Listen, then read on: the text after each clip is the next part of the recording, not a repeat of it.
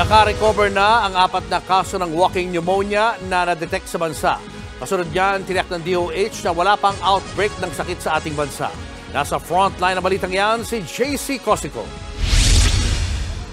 Laging nakasuot ng face mask ang tricycle driver na si Emiliano tuwing namamasada. Bukod sa uso at alikabok, panlaban daw niya yan sa iba't ibang klase ng sakit.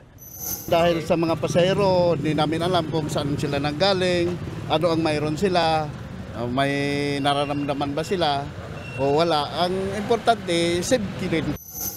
Dito sa Rizal Medical Center sa Pasig, 8 hanggang 10 pasyente ang nagpapakonsulta sa emergency room araw-araw dahil sa iba't ibang karamdaman. Nakikitaan din sila ng mga flu-like symptoms kaya tinetest.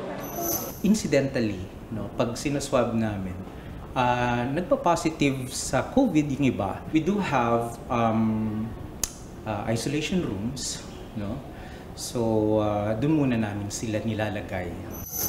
Sa daang-daang kaso ng influenza-like illness o malatarang kasong sakit sa bansa, mula Enero hanggang nitong Nobyembre, 4 ang na-detect na kaso ng walking pneumonia na dulot ng bakterya na Mycoplasma pneumoniae. Lahat sila gumaling na. Yan din ang kumakalat na impeksyon sa China na ayon sa Department of Health ay hindi naman na bago sa ating bansa.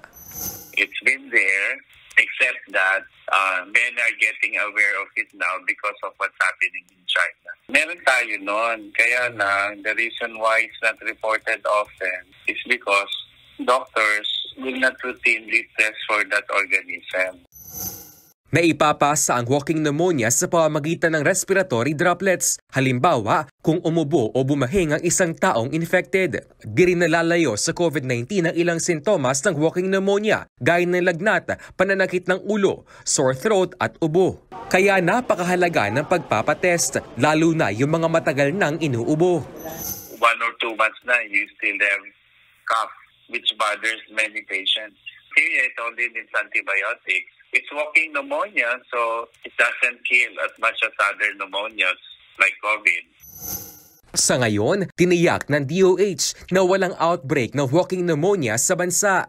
Payo naman nila sa publiko ngayong magpapasko kung kailan kabi-kabila ang mga pagtitipon, ugaliin ang paghuhugas ng kamay, pagsunod sa social distancing, pagpapabakuna at pagsuot ng face mask lalo na sa mga matataong lugar. Huwag na rin daw lumabas yung mga may sintomas para di na makahawa. Nagbabalita mula sa Frontline, JC Cosico, News 5. Mga kapatid, Julius Babaw po.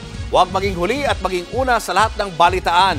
Para sa tuloy-tuloy na talakayan sa Frontline, mag-follow at mag-subscribe sa social media pages ng News 5.